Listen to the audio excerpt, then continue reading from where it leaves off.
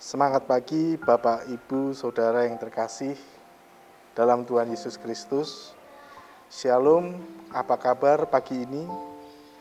Semoga kita senantiasa dalam keadaan baik dan kondisi sehat selalu.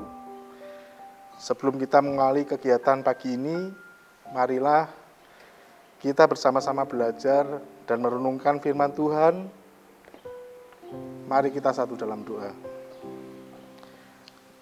Bapa yang Maha Baik, puji syukur boleh kami panjatkan kepadamu atas penyertaan dan perlindungan Tuhan sepanjang istirahat kami semalam. Kami boleh bangun dalam keadaan sehat, tidak ada kurang apapun. Terima kasih atas hari yang baru. Engkau memberikan kesempatan agar kami menjadi manusia yang selalu belajar dan belajar menjadi pribadi yang baik. Saat ini ya Tuhan, sebelum mengawali kegiatan pagi ini, kami akan membaca dan merenungkan firman Tuhan. Ya Allah, ya Roh Kudus, mohon pimpin dan bimbing kami agar mampu memahami firman Tuhan pagi ini. Ke dalam tangan-Mu kami serahkan doa dan permohonan kami saat ini. Di dalam Yesus Tuhan kami berdoa dan mengucap syukur. Amin.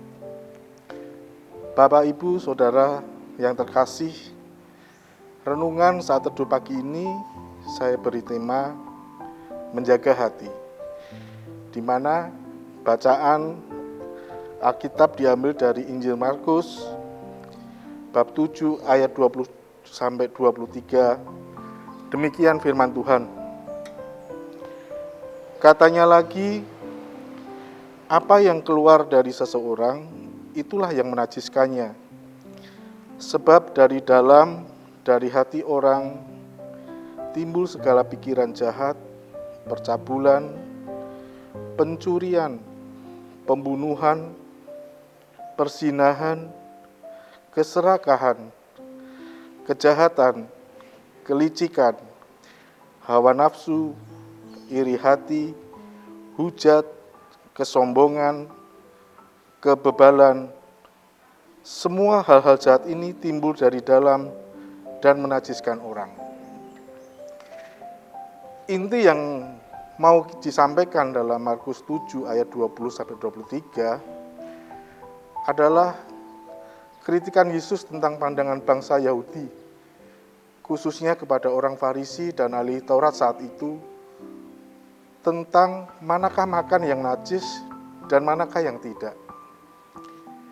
Yesus berhadapan dengan orang Yahudi yang taat agama dan juga budayanya. Boleh kita tengok ke belakang kalau kita melihat siapa orang Farisi dan ahli Taurat tersebut. Kaum Farisi digambarkan sebagai pengamat dan penegak hukum Taurat yang sangat teliti. Kaum yang suka mencari dan memperhatikan hal yang sangat kecil.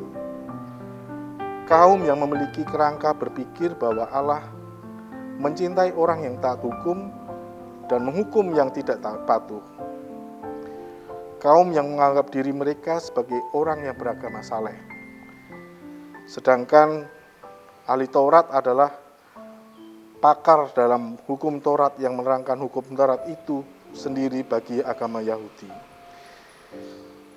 Dari bacaan Injil Markus 7, bila kita baca mulai ayat yang pertama, kita bisa melihat bagaimana orang Farisi dan ahli Taurat mengatakan bahwa para murid Yesus jika pulang dari bepergian tidak mencuci tangan dulu sebelum makan.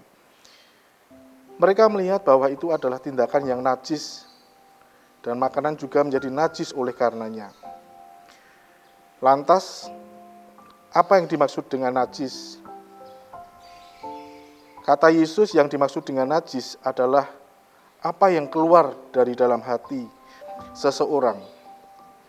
Dari dalam hati keluar semua keinginan jahat, pikiran jahat, percabulan, pencurian, pembunuhan, perzinahan, keserakahan, kelicikan, hawa nafsu, iri hati, hujat, kesombongan, dan kebebalan. Ketika semua ini datangnya dari hati, maka hati yang jahat itulah yang menajiskan seseorang. Dengan demikian, persoalan najis dan tidak najis dalam tata cara makan dan minum sudah lama dan tidak hanya menjadi persoalan kesehatan dan sosiologis semata, tetapi teologis keagamaan. Kenajisan dijadikan faktor pembeda yang menunjukkan seseorang itu beriman atau tidak beriman, saleh atau tidak saleh, dan orang rohani atau orang duniawi. Yang najis adalah mereka yang tidak menghormati nenek moyang, karena tidak membasuh tangan saat makan, tidak mencuci barang-barang yang dipakai untuk keperluan makan. Mereka yang najis dikategorikan sebagai orang yang tidak saleh, tidak rohaniah, dan tidak beriman. Yesus sangat paham betul konteks di atas. Persoalan najis dan tidak najis telah dijadikan senjata teologis oleh orang Farisi dan elit Taurat untuk membungkam para penentang mereka, di mana senjata teologis ini menjadi ukuran untuk menghakimi sesama sebagai telah berdosa dari jauh keselamatan. Yesus tampil memberi tanggapan atas persoalan ini. Yesus mengajar para pendengarnya untuk mendefinisikan ulang arti najis dan tidak najis. Bagi Yesus, yang disebut najis bukan apa yang tampak lahiriah, termasuk soal makanan yang masuk ke dalam tubuh, tidak akan menajiskan seseorang. Bapak Ibu yang terkasih dalam Tuhan Yesus Kristus, bagaimana dengan kita sebagai pengikut Yesus? Apakah hati kita menjadi pengamat meneliti kekurangan orang lain, suka menghakimi kepada sesama kita, atau menjadi pribadi yang membawa hati damai? Apakah hati kita menganggap diri kita menjadi orang beragama yang paling saleh dibanding saudara kita, atau menjadi jiwa yang selalu rendah hati? Atau apakah hati kita menganggap diri kita sebagai sumber baiknya buruk kita? Melampaui itu, Yesus ingin mengajak kita untuk menjaga hati sebagai pusat hal-hal yang baik. Hati adalah sumber niatan untuk hidup memuliakan Tuhan dan menghormati harkat martabat hidup manusia. Demikian Bapak Ibu Saudara yang terkasih, renungan saat teduh pagi ini. Saya pribadi mohon maaf dalam menyampaikan saat teduh pagi ini masih banyak kekurangannya. Kita tutup renungan pagi ini dalam doa. Saya bawakan.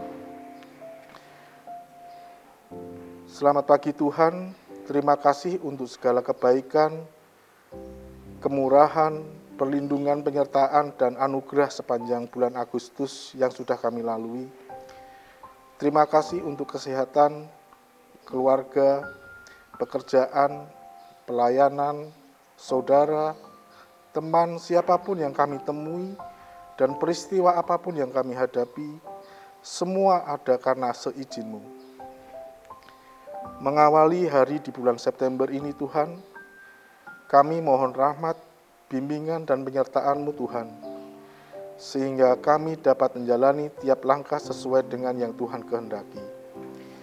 Mohon berkat-Mu bagi orang tua, keluarga kecil kami, saudara, teman, tetangga, semua orang kota kami, bangsa kami, dan dunia ini.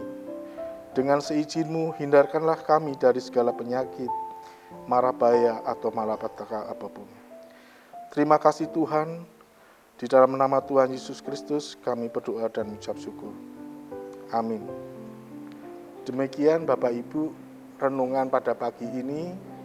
Kiranya apa yang kita baca, kita renungkan, bisa menjadikan kekuatan di dalam kehidupan kami, di dalam kehidupan kita semua, dalam keluarga, dalam pekerjaan, dalam pelayanan kita. Tuhan memberkati. Amin.